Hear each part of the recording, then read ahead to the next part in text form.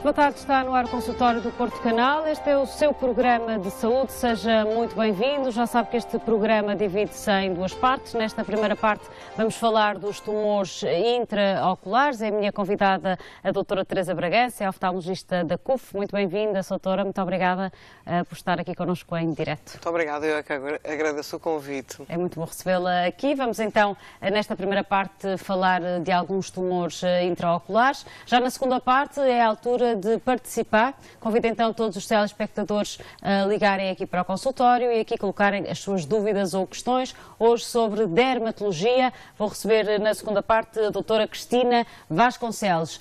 Para que participe deve ligar o 229538525 ou, se preferir, pode escrever-nos para consultório@portocanal.pt. Os nossos contactos estão em permanência em rodapé, por isso não há desculpas para não participar. Dermatologia, então, para a segunda parte do programa, que, como sabe, é inteiramente dedicada aos telespectadores. Esta primeira parte também é, obviamente, dedicada a si, que nos ouve aí em casa. Vamos então informá-lo, vamos dar-lhe a conhecer os tumores intraoculares que mais preocupam os oftalmologistas do nosso país. Doutora, vamos começar por perceber, quando se diz intraoculares, de que estruturas é que estamos a falar? Pronto. Na realidade, nós, quando falamos em intraoculares, falamos de todas as estruturas dentro do olho. Mas os tumores que eu trago aqui são tumores que ocupam a parte posterior do olho. Então podemos perceber de que forma é que o olho é constituído anatomicamente? Exatamente. Eu peço para passar uma imagem que eu trouxe prévia de casa. Muito bem. E que eu gostaria que a passassem na televisão. Então vamos lá ver. A imagem 1. Exatamente. Esta imagem, conseguimos ver a parte que está ali amarelo, digamos assim, é a cavidade maior do olho e é chamado por nós oftalmologistas o segmento posterior do olho. E a parte que está azul clarinho é a parte que é chamada câmara anterior e é nada mais, nada menos o sítio que vai da íris até à córnea. Essa toda a gente consegue ver. Quando eu olho para os seus olhos e digo que tem uns lindos olhos castanhos, eu estou a ver a sua câmara anterior e estou a ver a sua íris. Mas o que está para além dessa câmara anterior, que está no segmento posterior, nós não conseguimos ver. Assim, e lá, assim a olho nu. a olho nu, claro. Nós, eu digo nós, Todos nós. Todos nós. E é lá que estão estes tumores. Por isso, estes tumores são só Portanto, os que vamos visíveis. falar hoje estão apenas Exatamente. localizados. Se pudermos, peço a imagem outra vez, isto só para esclarecer lá em casa. Obviamente existem tumores que se veem e que estão na parte anterior. Claro, claro, certo. Existem e também com alguma frequência. Existem vamos com provavelmente para outra programa. oportunidade, Muito com bem. certeza. Os que vamos falar hoje, essencialmente, são os que estão na câmara posterior, que é esse espaço um pouco de mais difícil acesso, que só os oftalmologistas conseguem perceber o que se passa por lá, digamos assim. Isso pode, de alguma forma, atrasar ou dificultar, por exemplo, o diagnóstico? Sem dúvida. Exatamente. Estes tumores, maioritariamente, não dão queixas. Só dão queixas em situações em que chegam à parte central dessa cavidade, digamos assim, e ficam no nosso eixo visual. E então, por estarem no nosso eixo visual, muitas vezes, só nessa ocasião é que dão queixas. Portanto, às vezes implica que já tenham tamanhos grandes e que sejam, de facto, difíceis de tratar. Em algumas outras situações, acidentalmente, estes tumores, ao crescerem, podem também provocarem descolamentos de retinas ou hemorragia. E quando a hemorragia ou o descolamento de retina chega ao nosso eixo visual, então aí dá queixas.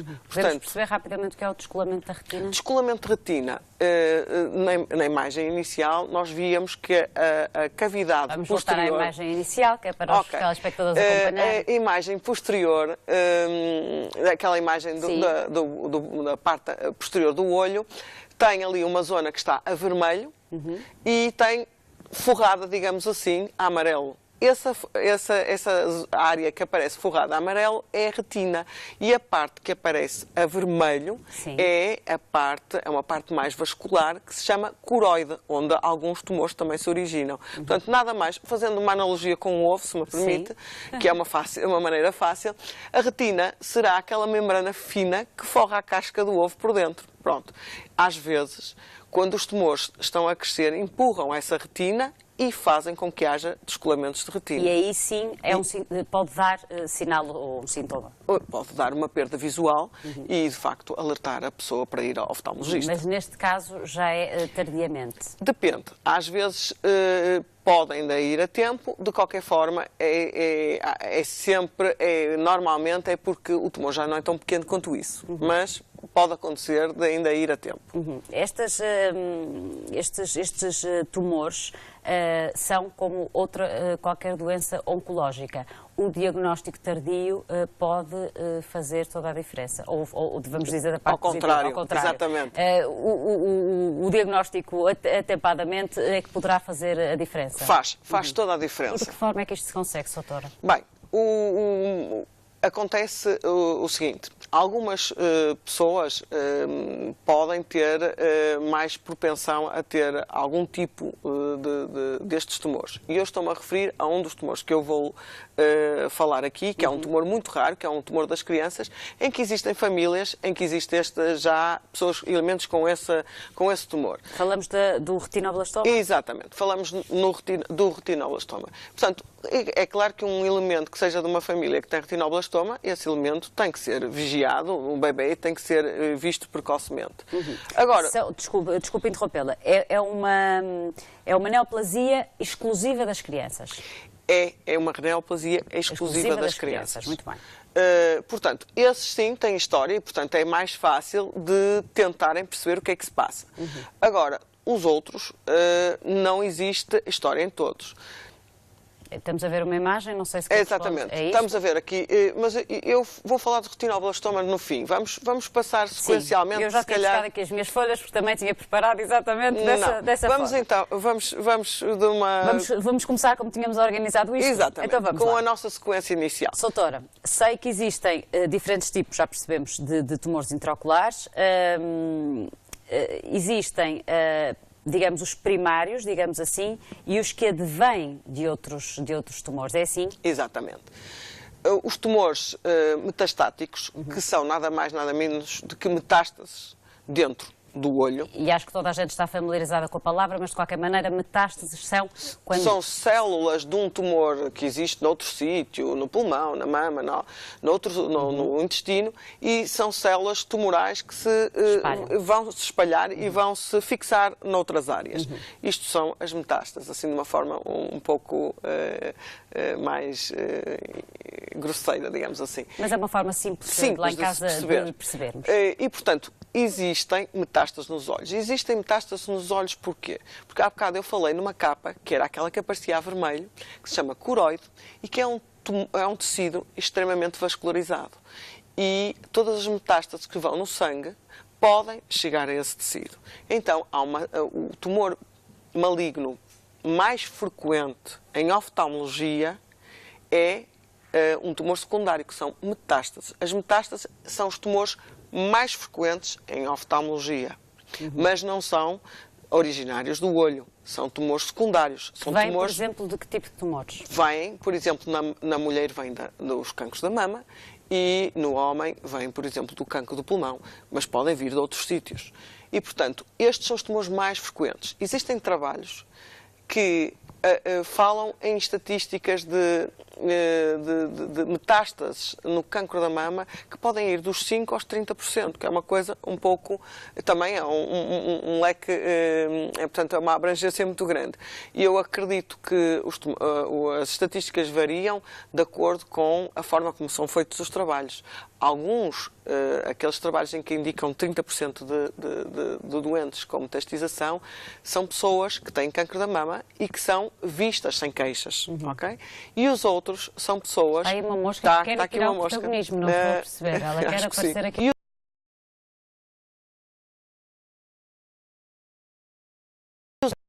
As outras As outras são trabalhos em que só foram vistos por oftalmologia as pessoas que tinham queixas nos olhos. Portanto, se calhar, ou seja, as metástases muitas vezes também não dão queixas, porque só dão queixas se estiverem na parte mais central. E como tal, um doente com uma neoplasia ou um doente com um cancro, normalmente não vai ao oftalmologista pedir, olha, veja-me se eu tenho aqui umas metástases. Não, só vai ao oftalmologista quando tem alguma queixa. Algumas destas metástases são pequenas e estão lá. Mas e podem lá que estar. as metástases se podem espalhar, não deveriam os doentes de neoplasia procurar perceber onde estão as metástases? Não. Eu acho que isso cabe aos médicos, aos médicos oncologistas, alertar, perceberem o estadio exato do doente e alertarem o doente que, se sentirem alterações visuais, devem ser vistos por oftalmologia. É dessa forma que se manifestam estas metástases? É sempre dessa forma. As metástases, normalmente, quase todas, dão queixas visuais. Baixa visão? Baixa visão. Ou visão enevoada. E as pessoas vão ao oftalmologista e não estão à espera de nada ligado com o tumor inicial. Porque até nem imaginam que existem metástases nos olhos, nem imaginam que existem cancros nos olhos. É verdade. Eu acho que a maioria da população desconhece esta realidade. É verdade. As pessoas ficam abismadas quando sabem que existem cancros dentro dos olhos. Não é um órgão que nunca Por que acha imaginam. que isso acontece? Porque é que as pessoas ficam... Por que é que as pessoas desconhecem? Olha, eu não sei, mas eu penso que os olhos têm um quê especial na nossa... Para cada um de nós. Dizem que os olhos são os espelhos da alma, os olhos têm um aspecto mais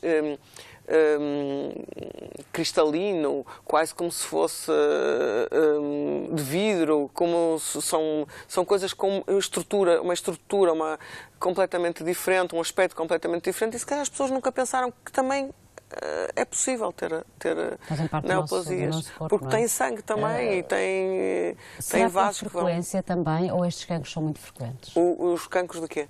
Estas metástases. As metástases, as metástases dependem de tumor para tumor, mas tal como eu referi há bocado, no cancro da mama há trabalhos que dizem que são 5% e outros 30%. Portanto, eu acredito que no meio deve estar no meio a verdade das coisas. Eu acho que as pessoas não podem viver assustadas a pensar nisto. Não devem viver assustadas. E há imensa gente que nos está a ouvir e que tem história de neoplasia, porque, na verdade, imensas pessoas é de facto uma coisa muito comum e são pessoas que curaram as suas neoplasias e que têm que viver felizes e não estarem constantemente a pensar nisto. Mas, de qualquer maneira, têm que perceber que é possível e que existem e que em situações de alguma alteração da visão é melhor, sem pânico, irem perguntar ao oftalmologista o que é isto e dizerem ao oftalmologista: eu já tive uma neoplasia, eu já tive um cancro. Poderá ser. Doutor, veja tudo, acha que pode ser alguma coisa e, portanto, às vezes, quando nós estamos a inquirir as pessoas e não sabemos bem que tumor é que ela tem, e isto porque as metástases têm um aspecto, olhando ao fundo do olho, podemos passar, eu vou pedir para passarem o slide número 4, que vai mostrar... Vamos esperar então pelo slide número 4. Pronto, aqui está. Vemos ali assim, em cima, o que é uma metástase. Como vê, é tipo uma placa, é um tumor que é baixo, não é muito elevado, é baixo. E é também cor de laranja, como ao olho, mas menos alaranjado, é mais pálido. Às vezes são difíceis de se verem, às vezes nós olhamos lá para dentro e nem sempre se vê assim como ali está. E estes tumores, às vezes, podem ser confundidos com outros tumores que também são pálidos ou outros tumores que também são laranjas. E portanto, Um oftalmologista, se não souber que existe uma história prévia de uma neoplasia, se calhar não pensa tanto numa metástase e pode começar a pensar num tumor diferente. Claro que nós fazemos imensos exames aos doentes, exames do foro oftalmológico, como aquele que acabaram de ver, que é uma angiografia, que é uma injeção que se dá nas veias das pessoas e o contraste, entra um contraste em circulação, passa pelas lesões que nós queremos estudar e nós vemos o comportamento das lesões ao passar o contraste e conseguimos perceber se têm vasos, mais vasos do que o normal, se o tumor tem uma circulação própria. Isso indica-nos, dá-nos algumas indicações acerca da natureza. Depois também há ecografias que fazemos, há técnicas mais modernas, como tomografias de coerência ópticas, que são exames próprios do olho que nos dão diagnósticos de mais precisão. Mas, de qualquer maneira, às vezes não é fácil. Isto parece tudo muito fácil, mas não é fácil. Às vezes é difícil, especialmente quando tudo é pouco espesso. Quando as lesões são pouco espessas, nem sempre é fácil percebermos. E uma história bem colhida, o percebermos o que é que se passa, as pessoas contarem que já tiveram uma neoplasia prévia, muitas vezes pode facilitar o diagnóstico e pode-nos fazer chegar ao diagnóstico mais facilmente e com maior certeza.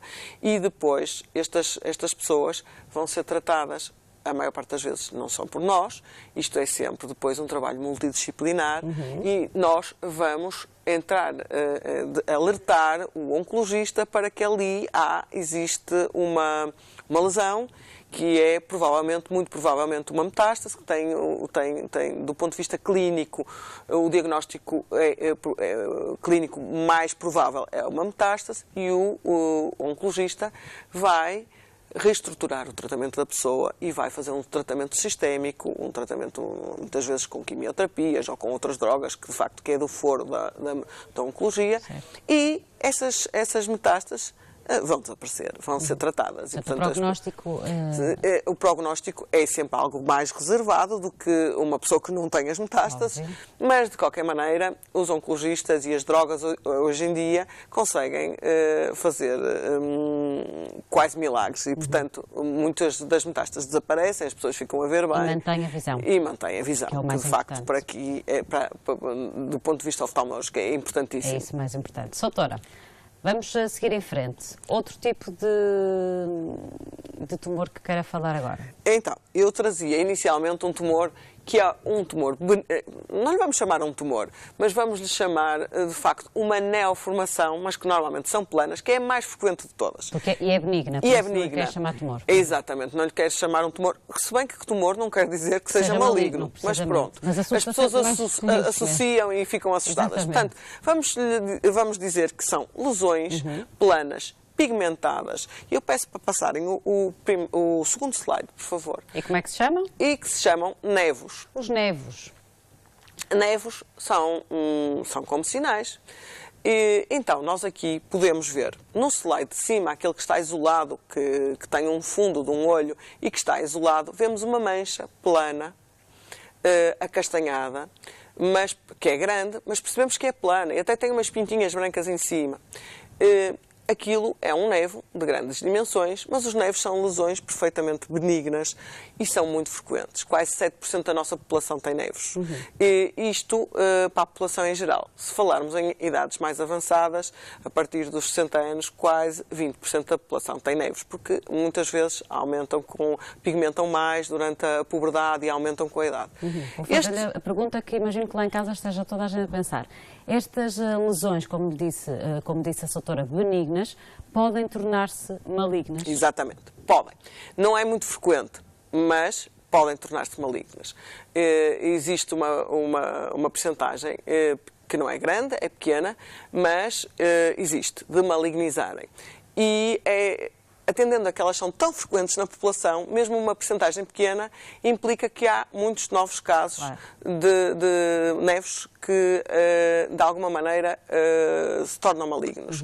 E o problema está, muitas vezes, não só nos nevos que se tornam